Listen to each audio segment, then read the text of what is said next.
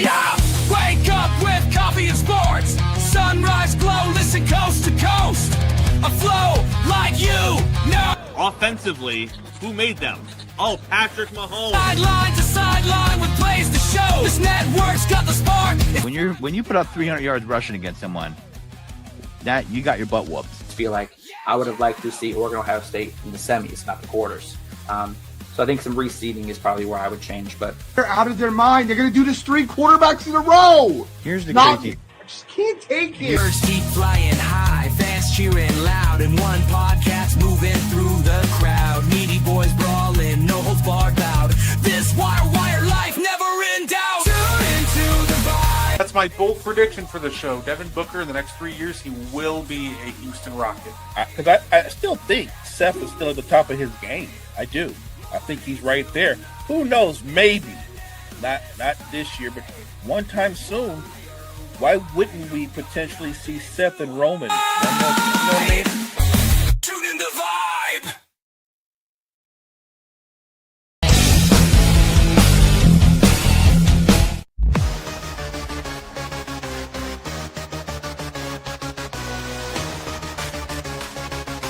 Party Reds, good setters. Got me on the mic now, let's spill the tea. Talking courtside dreams from history. Legends on the blacktop now and then. From Will to Steph, we hit it again. Mo better chimes in, let's go deep. Young bloods rising, can't skip a beat. Puppy prospects with fire in their eyes. Draft night suckers and hoop dream highs. Wire to wire, bring the heat. Podcast magic can't be beat. Do better, we're go better. We're hoop heads, trendsetters. What's poppin', y'all? It is your boy, Gardi3, and welcome back to the And One Podcast. And, of course, joining me just like every week, he is the greatest co-host of all time, Mo Better. How you doing, Mo? Hey, I'm doing great on a Thursday night. We're getting ready to talk NBA. What can be better than that? Let's get into it. I know everybody's exhausted from the big game this past weekend. Kings Pelicans finally happened. We can all rest.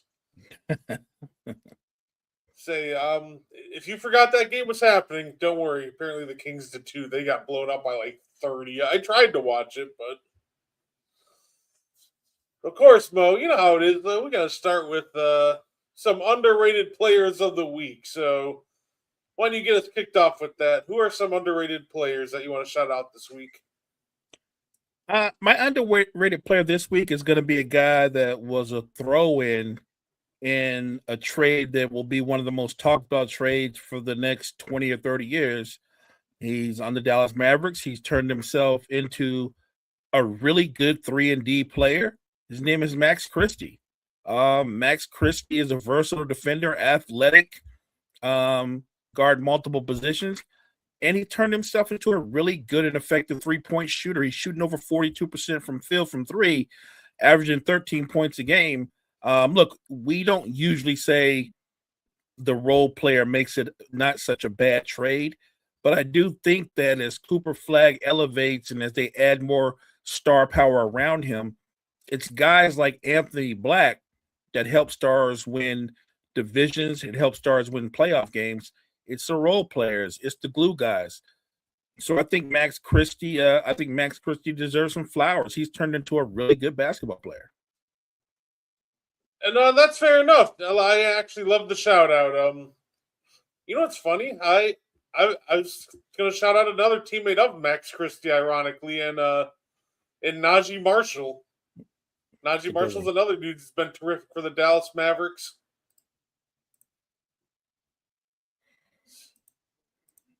And then I got some more though.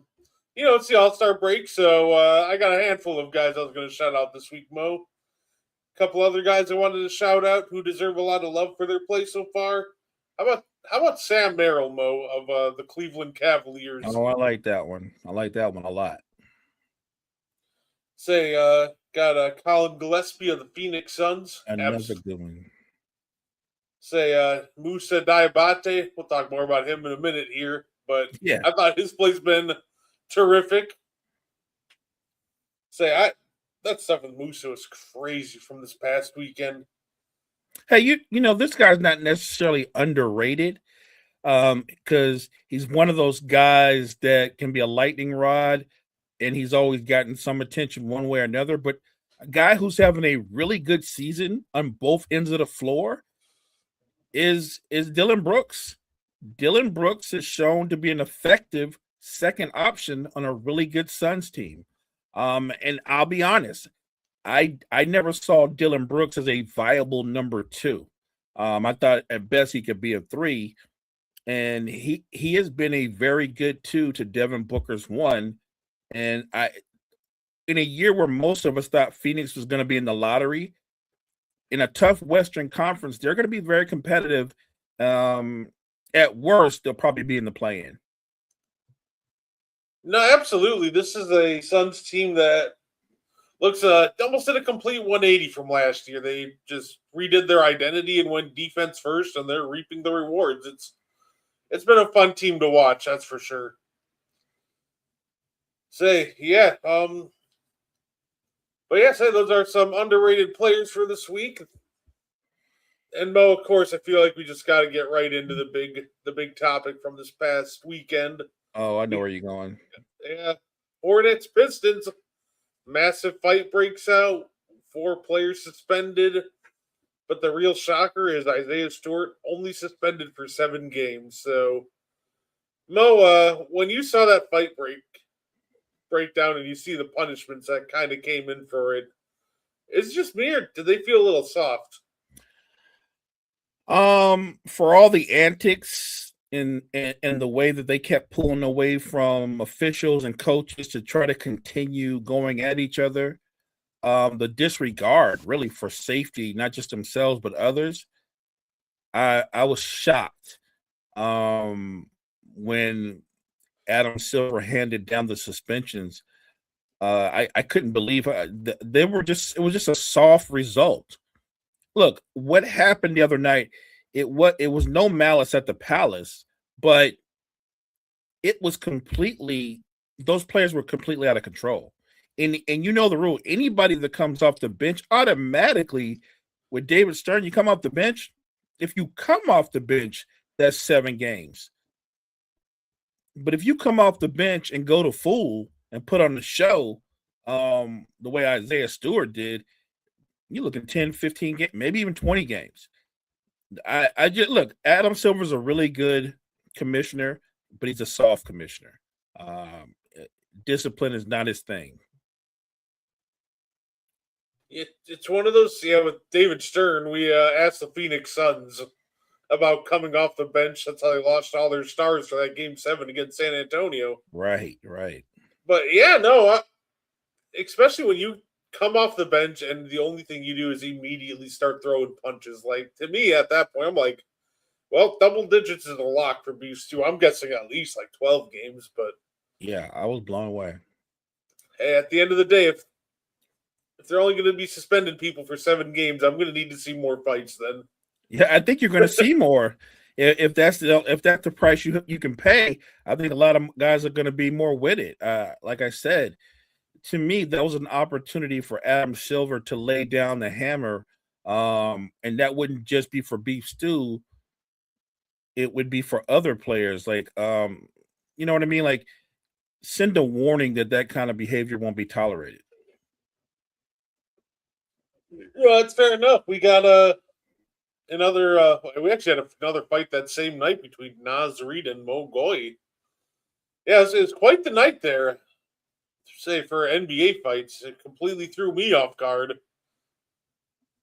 But how about the buyout market? We had pretty shocking news. Jeremy Shohan and the San Antonio Spurs have agreed to his release, and it sounds like Jeremy is going to New York. Were you surprised, Mo, when you saw the news that he got released? And what do you think about Jeremy Shohan joining the New York Knicks? One, I was definitely surprised that he got released because if you look at Shohan's skill set, he's a versatile player.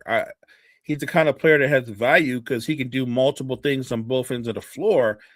And I get it because of the young players like Dylan Harper and Castle stepping up and elevating. In their rotation, they didn't really have room for him. At least that's what they thought. But even if you said, we really don't have a role for you in our rotation, I feel like Shohan's the kind of player that you're telling me you can't trade him at least for a couple second rounds. Like, they just got no value. They just said you can go. I mean, cool for them, but even better for his landing spot. And from what I'm hearing, is going to be with the Knicks. Yeah, it's funny with him, but I thought they would at least get a couple picks from him because he was one of those guys when I'm looking at this next wave of extensions that the Spurs are going to have to give out. I thought he was the odd man out. Well, I guess I was kind of right in that regard. I just didn't expect them to just drop him and kind of keep moving. Right. That was a shocker. I will say, I think he can be impactful for the New York Knicks. But, man, he's got to add a little bit more to his offensive game. I don't even need him to knock down, 40% of his threes. If he can figure out how to start hitting, DeMar DeRozan 15-footers, he'd be so much more valuable, or even just layups at this point. No, I agree. Look, he's talent, but he's really raw. He's a raw talent. Obviously, he's a very good rebounder for his size, can defend multiple positions, but because he struggles with his shot and doesn't really have a refined post game or anything like that, he's probably more of a situational player, but still, he could be a valuable situational player. Look, I don't think the Knicks brought him there to score baskets. I think the Knicks brought him there because he's a live, young body that can help defend multiple positions. The only thing I'm wondering is when you're Mike Brown, whenever he's on the floor, I have to assume you got to have at least 3 of your scorers on the floor with him because he's not a scorer. Oh, yeah. No, he's either setting screens or he's going to be chilling in the dunker spot. Right. Correct. So I guess you can't really play him and Mitchell Robinson together that effectively. Facts. Yes. Yeah, no, I want to give a shout out to Cam Thomas for looking electric with Milwaukee last night. Love seeing it. Love seeing it from Cam. I wonder. I don't know how it's going to work going forward because I doubt we're going to be able to go into next season with all 3 guards. So, hey, next offseason, I could see the Bucks moving on from KPJ Rollins or obviously just Cam. But so I think the Bucks are going to keep Rollins.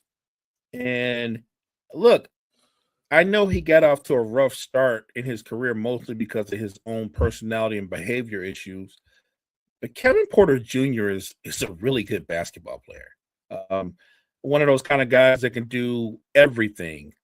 I'm not sure you can walk away from that. Don't get me wrong. Obviously, Cam Thomas is the most dynamic scorer by far of the 3. It's not even close. But if you're a coach, if you're a doc, you can't give up the guys that do multiple things well. And getting buckets is important. And I think that they could keep Cam Thomas if he could understand that maybe going forward, that is his lot in life with the Bucks. And I think that's a perfect lot in life for him as a 6-man, as the guy that can come off the bench and give you 15 or 16 points. I'm talking about on average, because obviously Cam Thomas is the kind of guy that's going to drop 30 more than a few times. I like that guard trio. And the only way that it'll be a problem, obviously, is the obvious way when it comes down to money. No, that's fair. I'm curious to see. It's going to be a challenge. I know at some point the Bucks will probably need to add another wing. Which, hey, you know what? Dieng looked good in his first couple outings with them too. So, but I know they're going to have to add a wing at some point. So it'll be interesting to see what the Bucks do in the offseason. Well, look, get rid of Kuzma, then you're good. You're good to go. No, I'm kidding. No, I'm with you. They definitely need to add a young athletic wing. I'm with you on that. Say, what did you think of James Harden's debut with the Cavs? Looked really good. He did look really good. And here's the you want to know when people go, what's the difference between Harden and Darius Garland? You need to look no further than just the game last night. James Harden made one shot the entire game and still finished with 13 points and I think like 12 assists. Darius Garland cannot do that. He's not capable of having double digit scoring and only make one shot. James Harden, his superpower is still intact. His ability to draw fouls and get to the free throw line, that's not something you can teach. And he still has that. Not to mention the elite the elite passing and the ability to recognize guys or get guys in their spots. I get it. The trade-off is you're trading a guy that's a full 10 years younger. But if you're Cleveland and you're living in the now, like right now, and everything is about this season, then in this season and right now, you got the better basketball player. Oh yeah, no, I completely agree. I still find it funny when people try to use the argument of James Harden's playoff, shortcomings is why, you should keep Garland. And I thought that was so funny because I'm like, what has Darius Garland done in the playoffs that I need to immediately keep him over James Harden? Like he hasn't been that much of a playoff riser either, but I'm excited to see how the new look Clippers look going forward though. Yeah, I think that is going to be interesting to see the dynamics between Garland once he starts playing with Kawhi. And by the way, look, Kawhi, for all the talk of his injuries and in and out of the lineup, when the guy's been playing, he's looking like one of the 10 best players in basketball.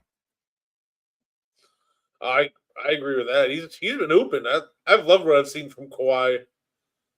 Say I wonder. It almost feels like that they're gonna move on from him. They probably should do it next offseason because man, I don't know if it gets his Kawhi's stock gets any higher after this season. He's just been electric. Love seeing Kawhi's energy this year. Look, we talk a lot about how some of these great players are still playing at a high level on the other side of 35. I think Kawhi can play another 2 or 3 years at a really high level. But to max out that, I think that you're right. I think the Clippers should look to move on from him this offseason because, like you said, his value is kind of sky high right now. There's no doubt he's still an elite player. My only thing is, even though he's an elite player, you should never want to trade for him at this stage of his career thinking he could be the guy. If you're one of those teams that already have the guy in place and maybe a couple of other, scoring threats or whatever, and Kawhi comes in there in a different role, that's the best way to max out what he can do for you. No, absolutely. I'm really curious with because you know what the latest rumors are. We got a potential expansion coming to Seattle and Vegas for NBA teams. Would love for Seattle to get a team back for sure. But I'm curious to see who a team like the Clippers would actually like protect on their roster. Every team can protect up to 8 players. Like you protect Kawhi, and so I mean, I doubt an expansion draft will be it'll probably be like 3 years from now. But yeah, I'm curious to see like who the Clippers and teams would protect on their rosters. Well, which is why I think you move Kawhi because look, by the time that draft comes around, that he won't have nearly the value that he has right now. And look at the Clippers, even though they're going to get Darius Garland, even though they did add Benjamin Mathurin, who I think is another bucket getter. I feel like they're one of those franchises that are kind of like they're just good enough to disappoint their fan base. I don't think the Clippers are a threat to come out of the West. I'm not even certain the Clippers are going to make the playoffs. Hey, you know what? I don't think they will either. Like I said, I think that Kawhi's talented. Kawhi might be talented enough to sneak him past the opening round, but after that, it gets really dicey. But we'll have to see. But hey, speaking of red hot outside of the fights, Mo, the Hornets have been rolling. They've been the best team in the NBA since the start of January, or they're up there for sure. What do you think about like the Hornets and what they've been on the second half of the year? I want to say it's all about coaching, but I really feel like one player in particular is the catalyst for everything that's happening. Everything to me that's going on with the Hornets is the Con Knipple effect. Con came in there as a rookie, but he plays like a vet. So there's no debate. I'm not going to debate anybody on is LaMelo a bigger star and maybe the more talented player. I'm not disagreeing with that. But I don't know anybody that could say definitively that LaMelo is better than Con Knipple, even though he's a rookie. I think Con Knipple's been their best player. Not just offensively. Con Knipple's a dog. He competes hard on defense. Like, he's done things, Brett, that I didn't know he could. I did not know Con Knipple could take people off the bounce. Like, I didn't know he had that in his game. I think because he plays as hard as he does, it almost shames his teammates to meet him at that same intensity. They always had talent. The only question was their effort and consistency. And they seem to have bought into it because now you have LaMelo, Brandon Miller, Bridges playing their best basketball. They have been the hottest team in the Eastern Conference, one of the hottest teams in the league. And I love it. It is great for their franchise. It's great for the league. I don't have a dog in the fight, but am I rooting for them to make the postseason? Absolutely. It would be a breath of fresh air for that team, that franchise, to have some type of success. No, absolutely. I remember last year, Mo, for one of my hot takes. I thought the Hornets were going to break out, but I guess it's just a year too early on that one. You know what, partner, though? I'm going to give you your due on that one because they didn't make any. The only addition they made, obviously, is Con Knipple, but the core of that team is still in place. The coach is still there. I think you were right. This was never about their talent.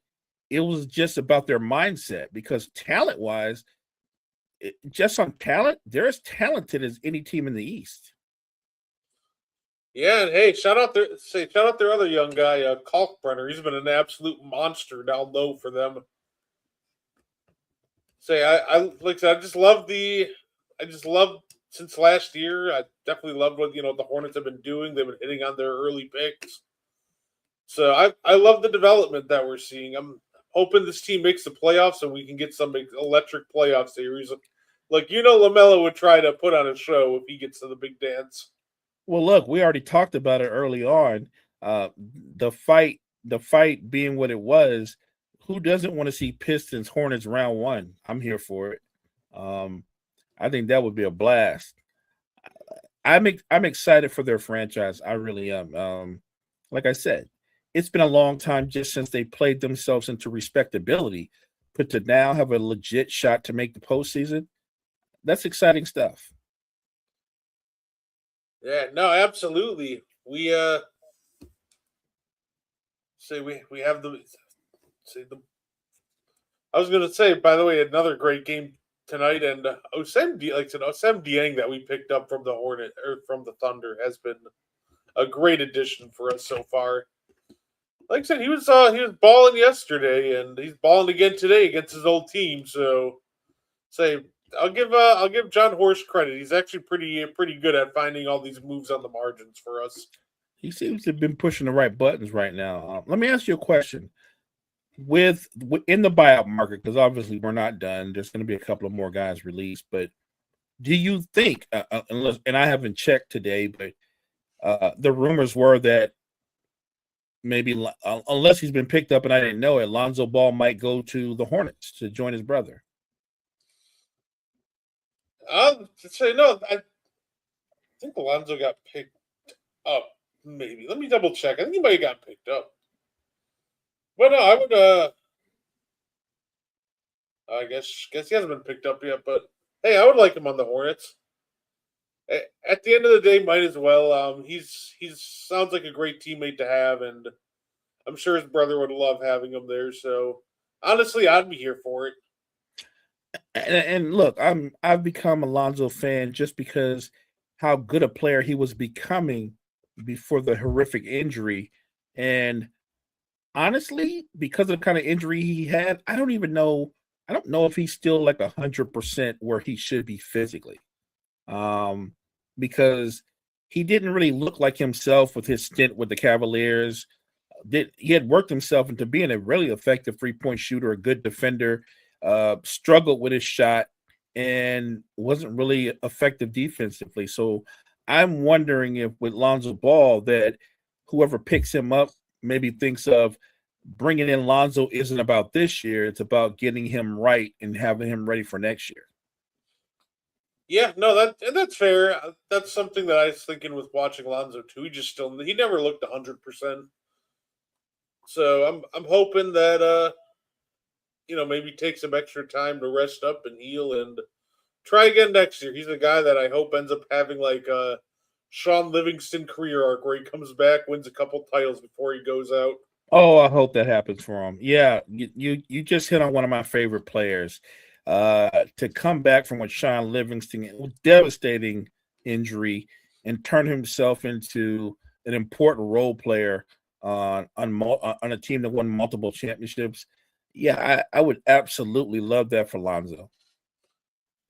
No, absolutely. So, Mo, I'm sure. Did you see all the finalists for the NBA Hall of Fame?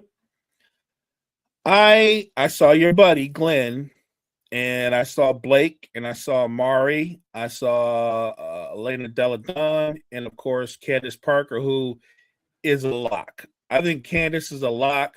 I think Deladon gets in. I think Doc will get in if you look at the totality of his win total, because he's won a lot of games. He's won a lot of division titles, and he obviously has the one title. I was being sarcastic when I said I wouldn't vote him in. But I think you're right. I think Doc does get in. The two that are interesting are Griffin and Amari, and it's weird because they're different but very similar. And even in their accolades, both are 6-time All-Stars, both are 5-time All-NBA players, both won Rookie of the Year. We would agree that both are not elite defenders. Both are terrific finishers. Where it separates is Blake was a better rebounder and he was a much better facilitator. For a good portion of his career, Blake Griffin averaged 4.5, 5 assists a game. I think Amari cracked 2 assists a game a couple of times. He wasn't a facilitator. If one of them gets in my opinion, they both get in. But it wouldn't shock me if they made them wait longer, because I look at their careers. They were really, really good careers. I don't personally think they're Hall of Famers. I was going to say Blake and Amari both feel like they go into the Hall of Very Good for me. Yes, I agree. Facts. I don't think they're quite, Hall of Fame level careers, and that's unfortunate. It felt like they were both kind of, very similar in the sense that, say, Amari was, I think, on his way, and then he went to New York and had, his knee injuries. Yeah. And then, say, Blake Griffin goes to Detroit, has that fantastic year, but then he gets taken down by injuries. And like you said, just very similar careers. If you put one in, just put the other in. But I don't think either of them are Hall of Fame. Not locks. Like I feel like this. So if you're a Blake Griffin or Amari fan, and by the way, I'm a fan of both. I think you're a fan of both. We're just being honest about what we think. In terms of the Hall of Fame, you're talking about the best of the best. I think they're both. They've played well against the best of the best. They certainly have had really good seasons. I don't think they're Hall of Fame players. And if they do get in, it'll be one of those things where they get in, and I don't want 10 years from now, 15. Like, they're going to be waiting in the bar one day and somebody's going to go, guess what? Like, you know what I'm saying? Like, it's going to be a shock. Like, they're just not first ballot Hall of Famers. Like, if they get in, I think it's going to be a bit of a wait. Hall of Very Good, I think you're spot on, partner. That's exactly what they are. So just for the record, a guy like Sean Marion, who was a teammate of Amari Stoudemire, I think the same thing would apply to Sean Marion. Very, very good. Not a Hall of Fame. I'll say, a couple other interesting names, Mo, that are on here are Joey Crawford, the referee. Joey. Yeah, he's the finalist. Is Joey the one that raced Barkley and Barkley ran backwards and fell down or whatever, or something like that? It was an All-Star game weekend. I think it was Joey Crawford. Oh, yeah, say Joey Crop. He was something else. He was a character, and he'll toss you for anything. And I think that's kind of what made it funny after a certain point. Yeah, Joey had the respect of most players, and some players just couldn't stand him. But he was tough. He was not just a good official. He was very vocal. He was definitely a character. The funny thing is, hearing his name being up for the Hall of Fame, in terms of his job or his role in the NBA, I think there's a better chance that Joey gets in than Blake or Amari. No, you know what's funny? You're right. You're right. I think Joey Crawford, at the end of the day, he probably not first ballot, but he probably does sneak in at some point. Yeah. When it comes to his profession, he was top of the line. So, hey, another guy who's in there, Kevin Johnson. He's up for the Hall. Is that Kevin Johnson, Phoenix Suns, KJ? Yeah. Look, KJ is one of my favorite players all time. But if you know the history of Kevin Johnson, as terrific as he was, his career was just racked with injuries. We always talk about the best ability is availability, but he didn't have that ability. I'm going to be consistent, even though he's one of my favorite players. If those other two gentlemen aren't getting in that we just mentioned, KJ has no shot. Nah, fair. Hey, the other fun one that I saw, the Veterans Committee finalist is they put up Marcus Johnson this year. So Marcus Johnson of your Bucks and from UCLA, one of the guys. You know what? I remember him and Sid the Kid. I remember that Marcus Johnson was nice.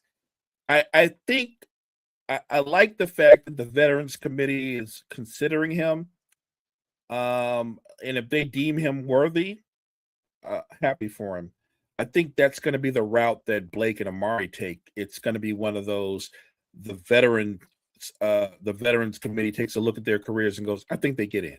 But yeah, look, anybody that's a Bucks fan, going back to the Moncrief days, Marcus Johnson was athletic, could shoot the ball, had a strong mid-range game.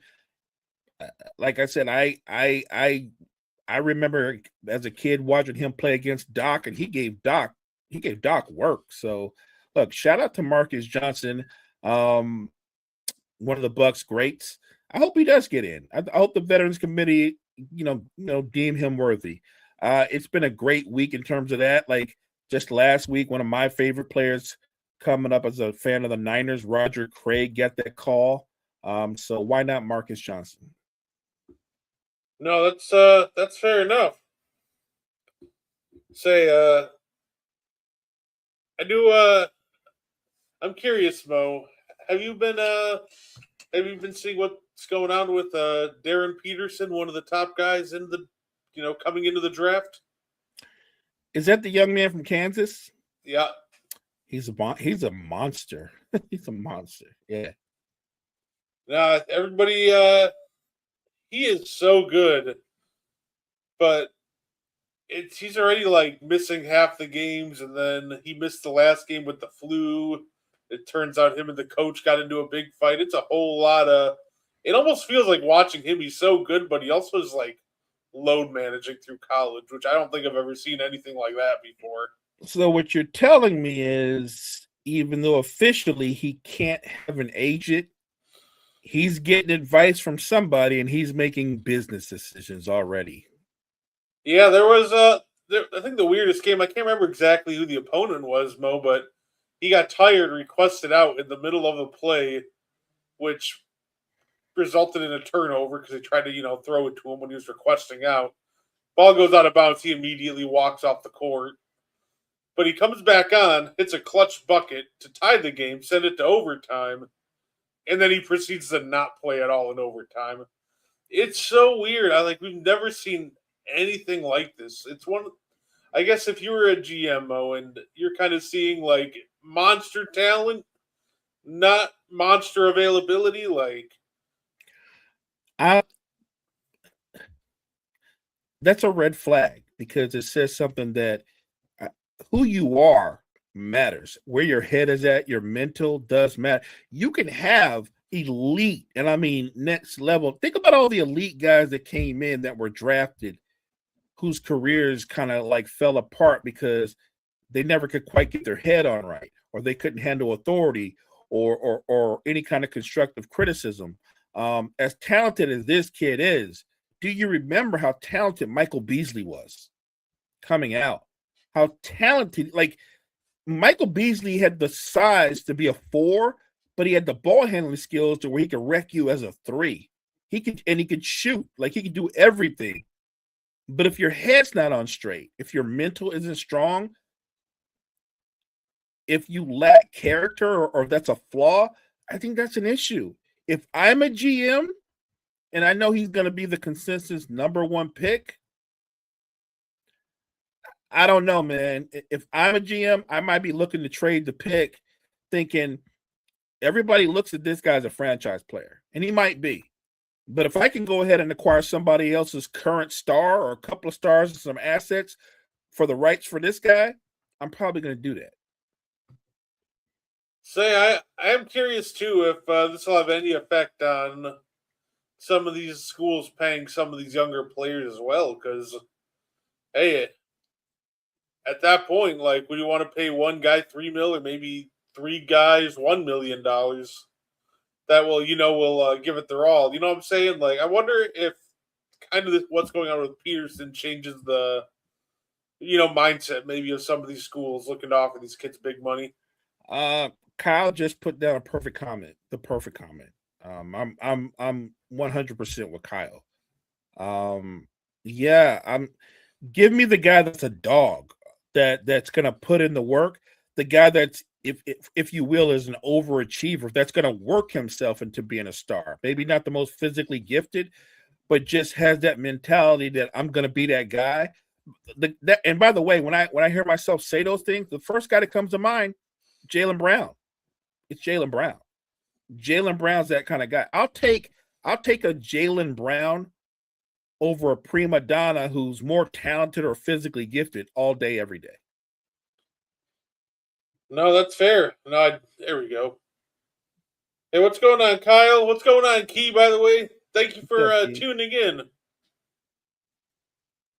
Yeah, no, I agree though. It's going to be interesting to see how that goes, and like I said, if it affects his draft position, we'll see if he can stay ahead of other guys like Dime Basta, guys like Boozer. It's going to be fun to see the race for the number 1 pick. Boozer's an interesting one because you can see how well-rounded and how polished he is. And his post game is very similar to his pops. Like he can finish with either hand. He's very smooth. What I'm wondering is though, when he goes to the pros, what he's gonna play? He's not a center. And I think he can be a 4. He can definitely step away from the basket. He has more range than his father had, but I'm just wondering what he looks like when he's isolated on both ends of the floor, how good he'll be. Because I can see how skilled he is. I can. And a lot of times when these guys come out, Brett, what do we say? Like, well, look what he is now, Mo, what he's going to be in 5 years from now. I think my concern with a guy like Boozer is, Brett, that his ceiling, I don't think his ceiling is much higher than what he is now. Like, not that he's a bad player. He's very, very good. But I don't think that he's going to go too much further beyond what he is. I think he has a low ceiling. And it's not a bad ceiling. If I told you Boozer's ceiling is he's going to average 16 and 10 or 18 and 10 and be a really good player, that's not a bust. But we're always looking for that guy. I don't know if he's ever going to be that guy. No, I don't think he'll ever be that guy, but I think he's going to be I think you put him at the 4. I think that's going to be his natural spot in the NBA. Find a rim protecting center that you can put up with next to him, because if there's one flaw with Boozer, a lot of people are, rightfully so, are questioning his just his athletic ability in general, and ability to hang with the next level at the next level. He's not tall enough to guard 5, so your best bet is, I think, with him is he's probably just going to be a 4 at the NBA level. in many ways, he's almost a mirror image of his pops. Offensively, Carlos Boozer could do no wrong. Like could score from either shoulder, could face you up, could put the ball on the deck. Strong rebounder, nice elbow to mid range game. But defensively, he's not going to do much for you on that end. That just wasn't a strength.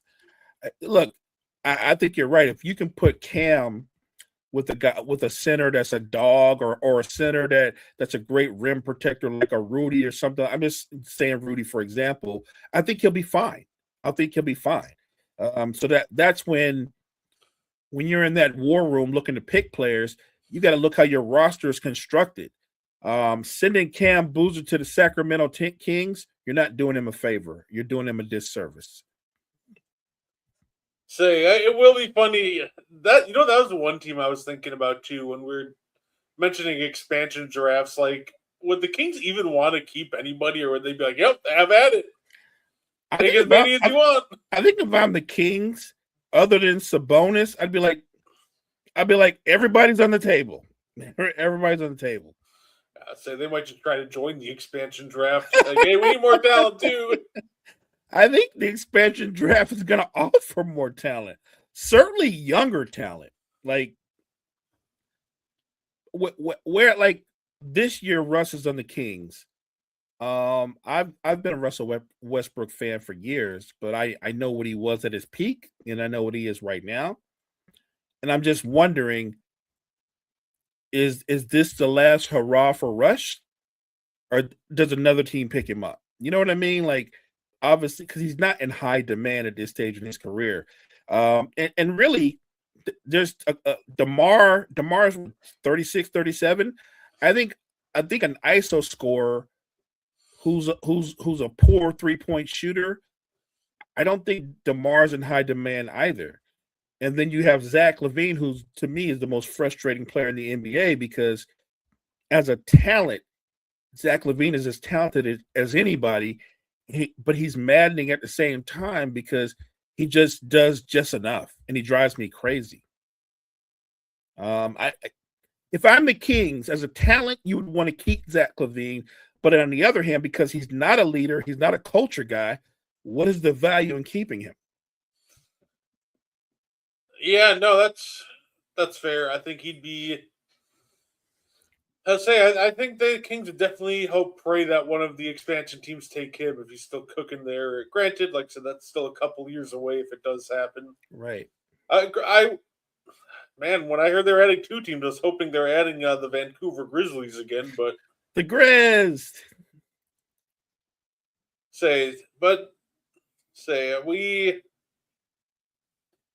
That's quite interesting too. The history with Vancouver, especially with their whole thing with Steve Francis, like in that story, him just immediately forcing a trade once he gets there. Yes, I remember that. Oh, great question, Kyle. Even though BI is a legit 6'9" and is a bucket, he's not more talented than LaVine. I think LaVine is more maddening. Everything about LaVine, when you look at him, says this guy should be a top 15 player on talent. You cannot name 15 players more talented than Zach LaVine. But how he applies his talent and how he applies, or his mentality, or how he approaches the game, it drives me crazy. Like, a good example, we all love Tyrese Maxey, ultra quick, incredible scorer. The only thing Tyrese Maxey has over Zach LaVine is obviously that quickness. But on talent, does not have more talent than Zach LaVine. He's not more athletic than Zach LaVine. Like I said, go down the list. Some of the best players are considered, like Jalen Brunson. Jalen Brunson is nowhere near as talented as Zach LaVine, and yet he's a better basketball player. Zach LaVine drives me crazy. It's funny because I feel the same way about Brandon Ingram. He just drives me crazy though, because I just can't stand his shot selection 90% of the time. Like, there's just too many times where I watch him have a mismatch, and he's shooting that 15-footer over the top when he can easily get to the rim. Like, his shot selection is just frustrating for me at times. LaVine does that thing that one of my favorite players does that drives me crazy. He does that Jason Tatum thing. He crosses you, blows by you, but then he comes back to you to take the shot. That's insanity. That is insanity. And he does it all the time. And I'm like, if you blow by me, you keep going. You don't need to come back. Say, aren't the Grizzlies the likely team to move to the Eastern Conference with both expansion teams going west? I think it's either them. I think it's probably end up being the Timberwolves. Like, you know what? I think you're right. If they're gonna do that, it'll be the Timberwolves. Like, I'd say you can just add them right to like the Central with the Bucks, and I think that would probably make the most sense in all reality. Say, I'm super excited for that. It'll be fun to see a team back in Seattle. Let me ask you this: I saw a conversation this morning, and it started based off the comments of Kevin Durant and Kevin. They were talking about the All-Star game and how competitive it is or isn't. And obviously, they're doing another new format with it's the USA versus the World Team or whatever. And KD was like, "Don't ask me about competitive. Why don't you ask Joker or Luka? Those guys don't play hard in the All-Star." But which, by the way, is Kevin Durant wrong when he says Joker and Luka don't play hard in the All-Star game? No, he's not. They to say they don't care at all, they don't care. They don't care. And I think he took it in a weird way because he was like they're attacking the older NBA players, and I'm like, no. Fans are attacking all NBA players that make the All-Star game and play. We're not old, but everybody that's on the floor. When you guys are looking like a lazy layup line, when Steph Curry physically lays down because somebody wants to get a dunk off, you're not even trying to remotely compete. And fans are sick of that. They are. I get it. It's an All-Star game, and you're not going to play like it's Game 7 of the finals, but at least do what they used to do. Play a little bit kind of hard in the first or second quarter, and then around mid third quarter, make it get competitive, get a little doggish and compete. And they haven't done that in years in the All-Star game. And you knew something was wrong when Larry Bird went in there and he tried to pump them up and talk them into being motivated. They just played worse or were even lazier. Like, I get it, right? What the players are saying is we play hard. All-Star weekend is when we want to relax and have fun. I do understand that, but they have to understand the paying fan that pays to watch that game or actually is there live. They want to see you give some semblance of competition. And I don't know why that's so hard. I think it's funny because if the world team plays hard, the NBA players, the other players have no choice but to play hard. They're not going to let the world team just blow them out by 40. Like, you have to assume they have pride. I don't think everything KD said was wrong. I just think that him being ultra sensitive, he made it about like fans are coming for the older players. And I'm like, fans are coming for all the players because all the players are guilty. When Luka's trying to do like dunks off the backboard or him and Joker are taking half-court shots. And it's not just them. It's everybody on the floor. You get more competition with the rookie second-year player game. You know what I mean? Like that game is more competitive than the All-Star game. No, absolutely. My follow-up to KD would be, why doesn't he set the tone and see who follows him? Fair enough, Kyle. Because Kyle, you know this, KD's a follower. Even though he's one of the greatest players ever, he has never been and never will be. He's not a leader. He's a follower. It'll be interesting. Older All-Star games had fun moments too, but the competition was there.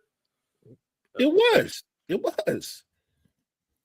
I used to like the fact that guys like not just Jordan, but Penny Hardaway, Graham, those guys all knew that the team that won got more money than the team that lost. That mattered to them. If that's what you need to motivate you, I'm cool. The league has tried to, I think, raise what the winners get, and that still hasn't worked. They did a new format last year. They're doing this thing this year. If there wasn't a problem, they wouldn't keep coming up with all these gimmicks. And it's not just the All-Star game. Look at the slam dunk competition. That used to be one of the main events of the All-Star game. It used to be a staple. And now nobody cares. And nobody and the fans don't care because the players don't care. You used to be able to get at least 3, 4, 5 stars compete in a slam dunk competition. And you can't get anybody to compete in a slam dunk competition anymore because all the stars are worried about their brands and they're worried about what will be said about them on social media should they lose or miss a dunk really bad or whatever. That's what they're more concerned about rather than just competing. And I don't know how you change that. Say what's probably the biggest reason why we're never going to get that 1v1 competition like Unrivaled has. It's unfortunate. Oh, you will look. Look, the ladies are so far ahead of the guys. You will never get a one-on-one competition in the NBA ever. The closest thing you'll get to a one-on-one competition in the NBA is they'll probably play like a game of horse. Hey, you know what? I feel like there's some. Unfortunately, I feel like there's some guys who probably would just go out there and hoop 1v1, but they're not. They never get voted to All-Star games. It's so funny. It just feels like that. I would love to see a 1v1 competition, but bring in some non-All-Stars because there's a lot of non-All-Stars that can just get buckets. Maybe that's the way to go. Maybe don't look for the stars to do those kind of things. Like maybe we do a one-on-one and we get a guy like Cam Thomas going one-on-one against what's the kid for the Celtics? The 3-point shooter. Peyton Pritchard? Yeah, why not? One-on-one. Cam Thomas, Peyton Pritchard. We can both agree right now that neither one of them can guard each other, so that should be fun to watch. If we Cam Reddish would start wiping people in ones. Kyle said Isaiah Stewart versus Draymond with prison rules. Game ends 0-0 tie. They're just fighting within the first 5 seconds. That's funny. Your guy, Kevin Porter Jr. I think Kevin Porter Jr. would be a beast in a game of one-on-one. No, absolutely. We got Cam Thomas, of course. Bobby Portis always plays one-on-one anyway. I feel like he'd be down to do it. He always plays it. I hear you. But yeah, I think they can find ways to make it fun. Instead, like even now with the slam dunk, I mean, what do we got? Jackson Hayes. Who else is in it? Like, I just when I saw the names, I was like, am I even gonna watch? So the highlight this week is basically going to be the 3-point shot. The celebrity 3-point contest with an active NBA player in it. Brett, you know what? I was looking forward to tonight's show because I wanted to ask you this. I don't know if you're thinking the way I'm thinking, but I you know that in a celebrity game, Giannis is one of the coaches, right? Oh yeah. You also know that Shams Charania is playing for one of the teams, right? He's a part of Team Antetokounmpo. So what I want to know is, at halftime, is Giannis going to start the rumor that Shams is getting traded? 100%. Because that's what I'm here for. I want Giannis to go over to the other coach and go, I can't do it. We want to move Shams, and we'll just take cash back. Hey, Thanasis said on his podcast already that Shams is on the block, so I didn't know that. That's good. Oh yeah, so honestly, I like the idea of the celebrity. Like the celebrity games are fun because it's a lot of guys who don't hoop that often hooping. It's so funny to watch. I just don't understand, Mo. Why did you add an active NBA player in the 3-point contest? Like, I get it's the celebrity 3-point contest. Why is Jared McCain in there? Yeah, that was kind of odd. I did not understand that at all. And look, the beauty of the celebrity game is you're not expecting high level quality, but every now and then there'll be one or two celebrities that have you going like, oh, he can hoop a little bit. You know what I mean? Like you get a little surprised, like, yo, he can hoop a little bit. I don't know how you throw Jared McCain in there. That's so odd, so random. And the funny thing is, he's an NBA player, but he's also an NBA player that's not a good 3-point shooter. I don't think that's a good look for the league if he loses to some guy from a sitcom. That won't be a good look. It was kind of funny because my first thought was, McCain, you better not lose this one, or you will never hear the end of it. I am sorry. Which means he has all the think about it. He's not a good 3-point shooter from the rip, and then he's got all the pressure in the world where because everybody's going to say like, you better not lose to none of these celebrities. And then he's going to end up losing all the celebrities, or one of them at least. Like, that's crazy. Yeah. Oh, Jason Williams in the celebrity game? Which Jason Williams? Not chocolate? Oh. Same. Oh, White Chocolate might be in the celebrity game. Ooh. Why? He's not a celebrity. Oh, hey, you know what? He had a lot to say though about Jared McCain. He told him he's got to stop doing those TikToks when he gets to OKC. Which I always find it weird when players get so pressed over doing like TikToks. Like, just leave it alone, dog. Yeah, I saw him say something like, "If he was in my locker room and he was doing that, there'd be a problem." I'm like, I remember you when you was playing. You wasn't nobody's tough guy. You wasn't nobody's enforcer. If he was on your team, there wouldn't have been a problem because you wouldn't have done that. I don't know when suddenly White Chocolate became a tough guy. He needed to stop, man. He had like he won a 3-point shootout. He did not.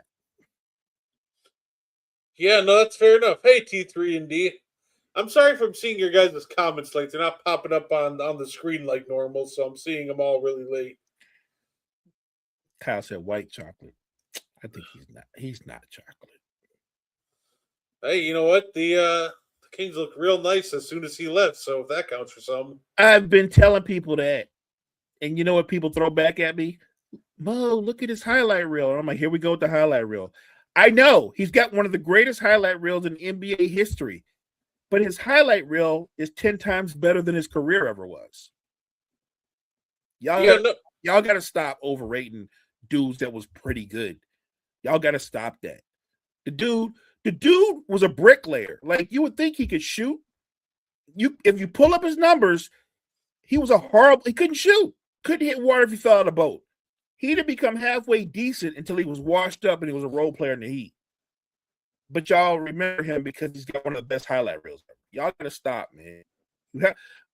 Here's the thing. Mike Bibby did not have a great highlight reel, but Mike Bibby was a better basketball player, and it's not even close. Say, Mike Bibby was Shaq's worst nightmare the way he could start raining pull-up jumpers. Because you know Shaq's going to do drop coverage, and the Kings used to eat Shaq alive.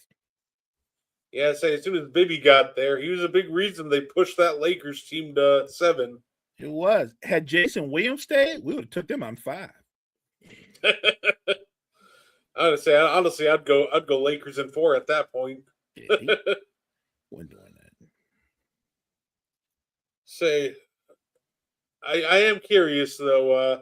You see the latest reports with apparently the Kerr wanted to develop Jonathan Kuminga kind of like a Sean Marion style player that can play off the ball, defend, but Jonathan Kuminga apparently just wanted to have more of an on-ball role.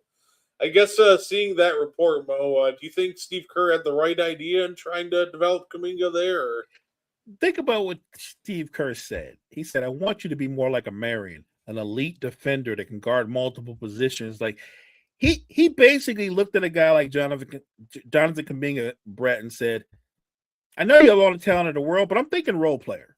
That's what he said. Like, because in Steve Kerr's mind, Brett, all Steve Kerr was concerned with is, I'm in the Steph era, and I'm kind of set on my guys. What I don't have time is, to develop another guy and to be a star because I still got Steph here. Like, if I'm Kuminga, I'd be pissed too. Like, you want me to do what?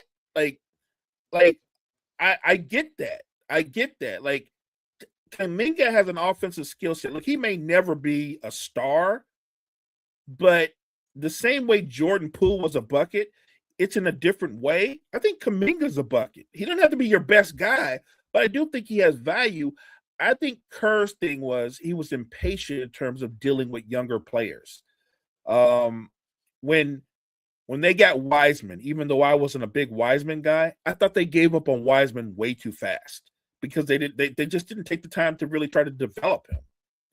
But they stuck with a guy like Moses Moody, who's a good player, but Moses Moody is a role player. All Moses Moody will ever be is a role player. There's nothing wrong with that. Podge is a good player, but all Podge will ever be is a role player. Nothing wrong with that. But I think there's a difference between both of those guys and Kuminga. I think Kuminga has a higher ceiling than either one of those guys. Yeah, no, and I hope that's a ceiling that he's able to recognize in Atlanta, because if he's able to hit whatever his ceiling is over there, say that team could be dangerous.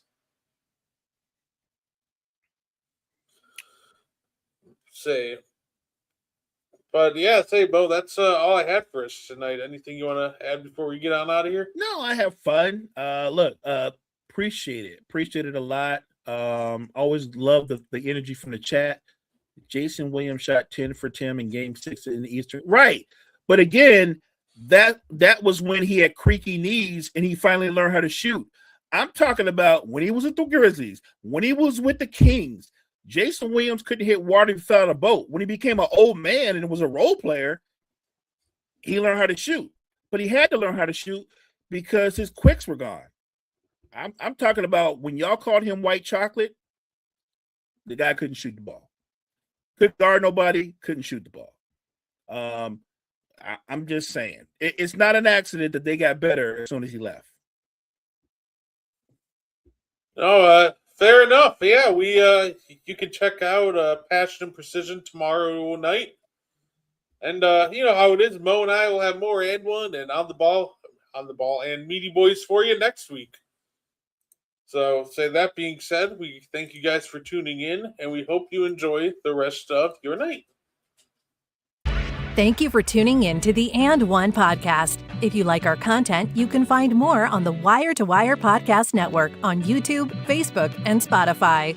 Want more And One? Find it on Wire to Wire. Like and share our Facebook page, and join the And One Discord. Grab the link to join from our Facebook. Thank you for tuning in, and have a wonderful day.